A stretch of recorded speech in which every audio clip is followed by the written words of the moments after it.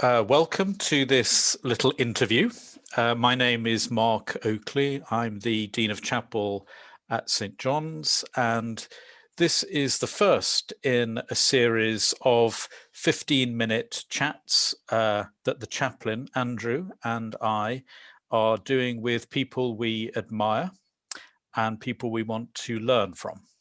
And at the heart of the interviews is the question, what really matters?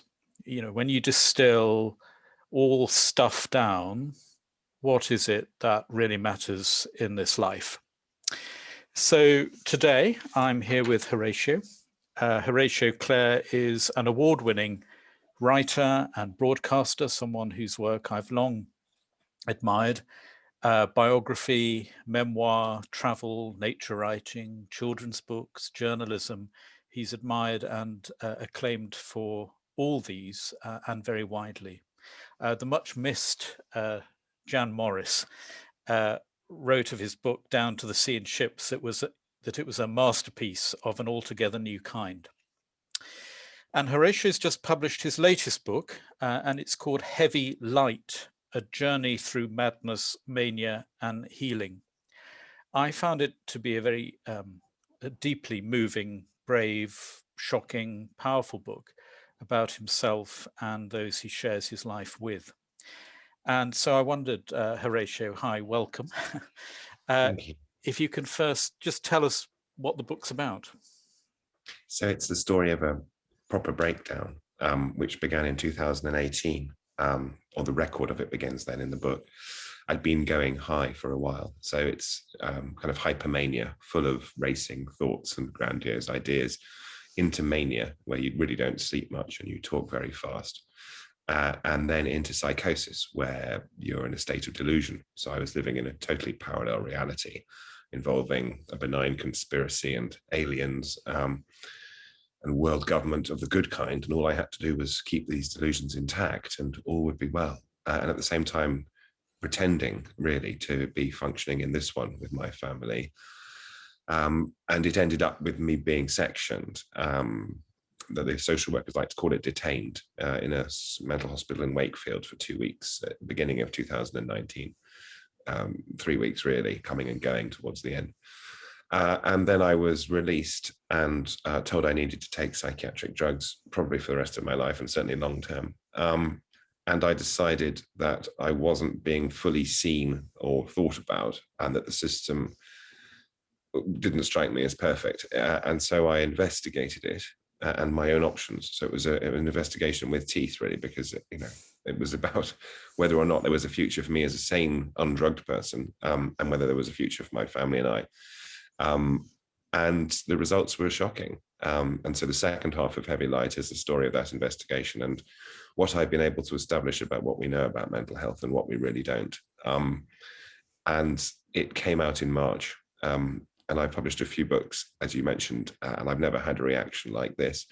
It's not because it's my necessarily best book, although you hope to get better. It's because there's an awful lot of people out there from every end of the spectrum, from anxiety to schizophrenia, who have really serious questions about how we understand, name, deal with, treat, regard, and hold mental health. And then, of course, the pandemic came along and suddenly we're in a conversation, a national, perhaps international conversation about these thoughts and terms and these conditions. And so it's been a real learning experience since the book came out, because I've had messages and letters from sufferers, families, GPs, psychiatrists, psychotherapists. And from what I can establish, we were all in different silos, all of those people those classes people I've just named. And we all knew that there were problems, real problems with the way that we've been dealing with this. But we weren't really talking to each other. And that conversation is not as a consequence of the book, but in tandem with a current that the book is a part of, is really beginning to happen.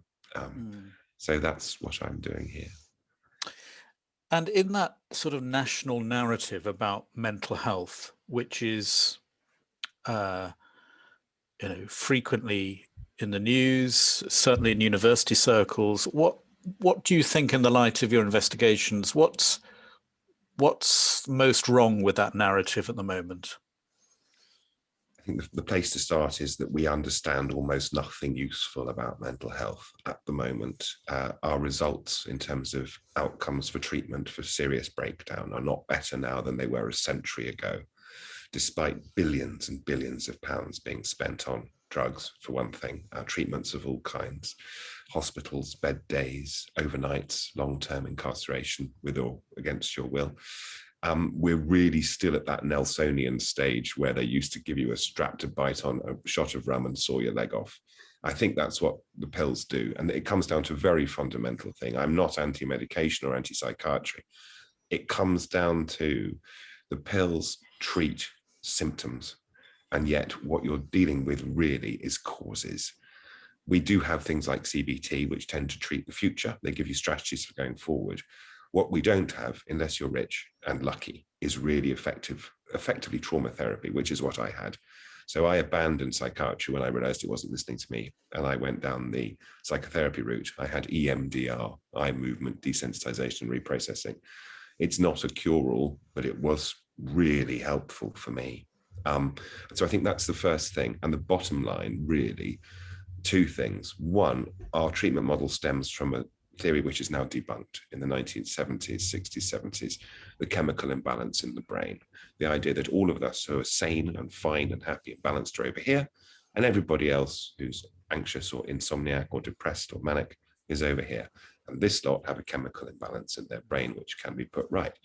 That's just not true. That theory was debunked. Psychiatry no longer stands by it, but our treatment model dissents from it. And so I'm much more of the opinion, and psychiatrists are too, that what psychotherapy says is fundamentally correct, that we're all on a spectrum. We all have mental health, and therefore we're all vulnerable to mental health crises. It only makes sense. But on that spectrum, we move depending on our fortunes, on our life events, on our childhoods, on any number of things.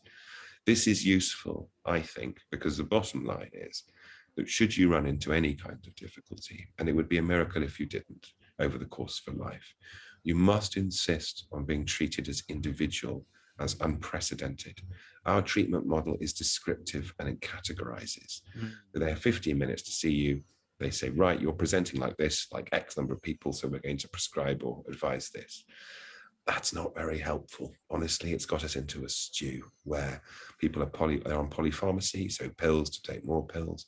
There are side effects to drugs. We don't know how most of them work. Even the most venerable, like lithium, remains a mystery in terms of how it actually works. And so what they tend to do is, what they do is prescribe by trial and error, and they admit this. So I was offered a choice of 3, and I thought, why am I making this choice if you're the psychiatrist and I'm the lunatic?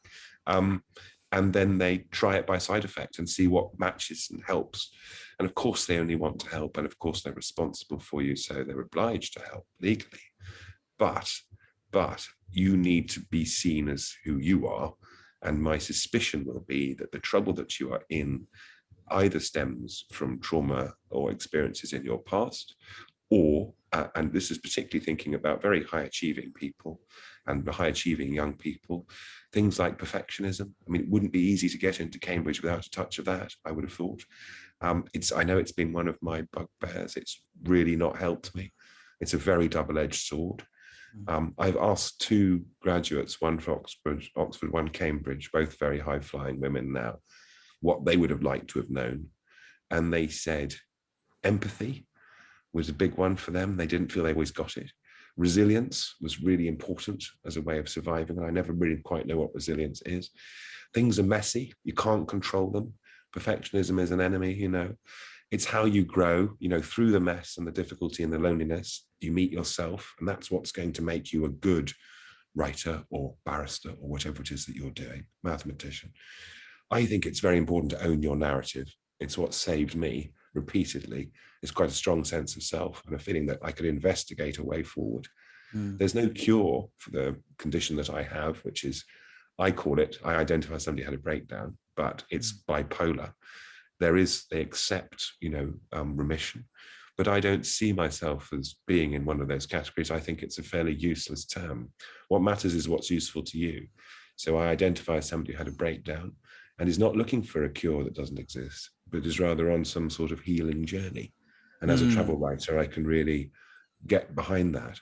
But I heard Rebecca Hall talking about dropping out of Cambridge, and I thought, how sensible is the way that you have owned that narrative. You didn't see it as a failure, you saw it as taking control.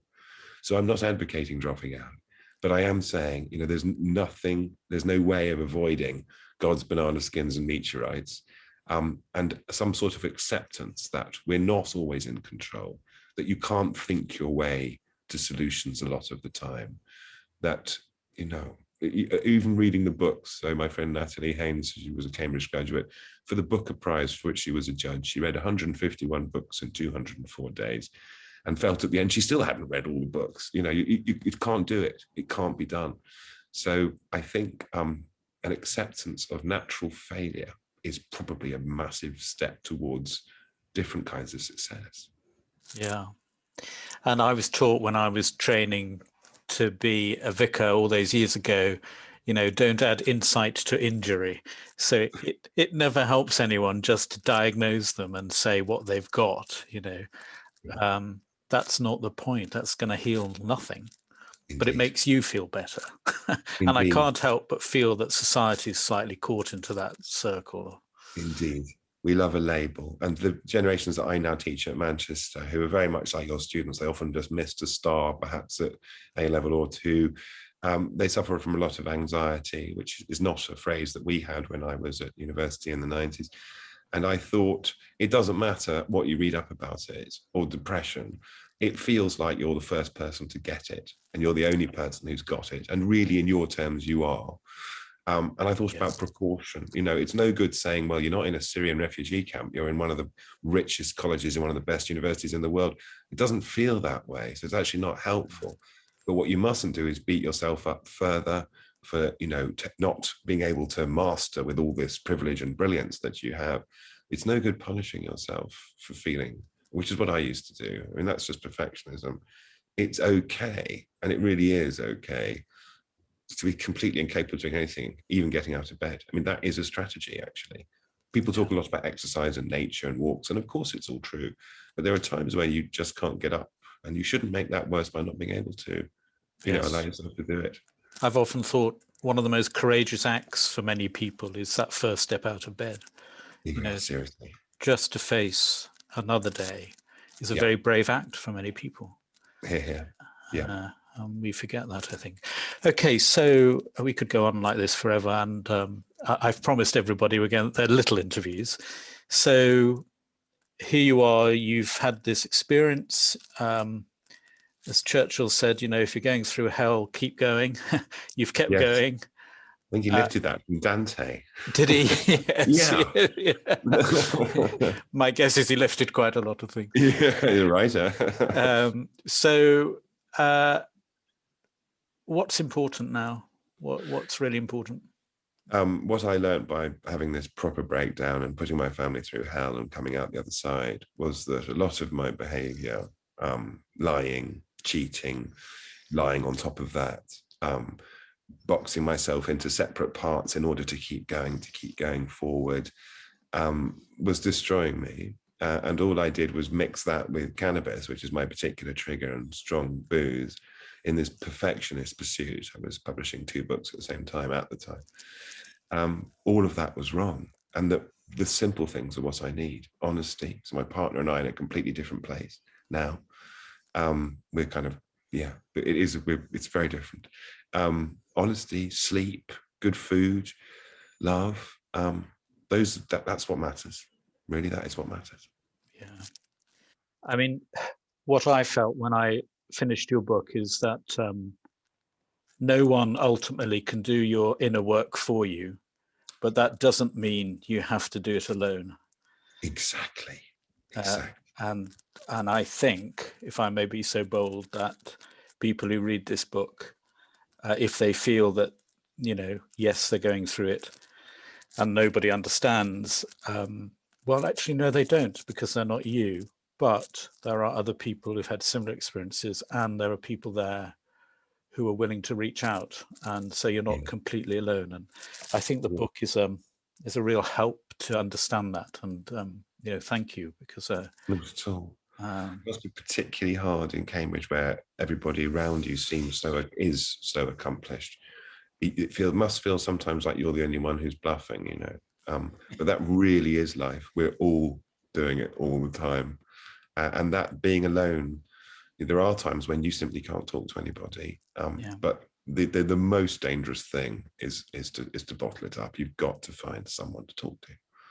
I've always thought over the chapel doors, I'd like those words from Christopher Robin, you know, you're braver than you believe, you're stronger than you seem, and you're smarter than you think, you know, because all of us, I think, don't think we're any of those things. But so listen, thank you so much for speaking with me, and I know that so many students are going to be fascinated and helped, I think, by what you said to us. So thank you. That's extremely kind of you. It's my complete pleasure. And if anyone ever wants to get in touch, I'm on Twitter. You don't have to have bought the book. You know, it's fine. That's Thank great. you so much, Mark. Thank you, Horatio. Bye.